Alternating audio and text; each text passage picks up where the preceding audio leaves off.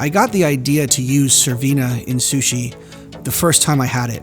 It really struck me that the flavor was so natural and so clean, and in no way was it gamey. Just like any fish that we use for sushi, when it's fresh, it's not fishy. And right there, the similarities were so evident that I knew I had to use it in sushi. The more I worked with Cervena, I noticed the subtle texture and the flavor profiles were so similar to the bluefin tuna that we use. It just slices into such a perfect piece of protein for a nigiri or a sashimi. For years at Saiko Sushi, we've been trying to focus on wild-caught local fish. So we stopped using fish that are more traditionally seen in sushi bars a long time ago.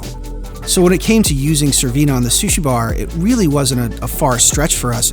You know, we've been trying to do this unique take on our sushi for so long, and Cervena was just such a natural component of that.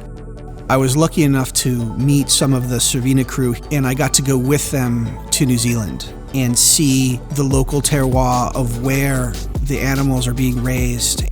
And I really wanted to bring those flavors back here to use for sushi.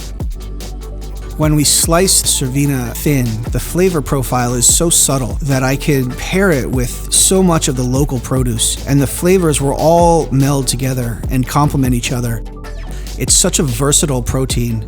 You can take this meat anywhere in the world and pair it with the natural flavors from these places and use it to tell your own story of who you are and where you come from and what your philosophy towards food and really towards life is.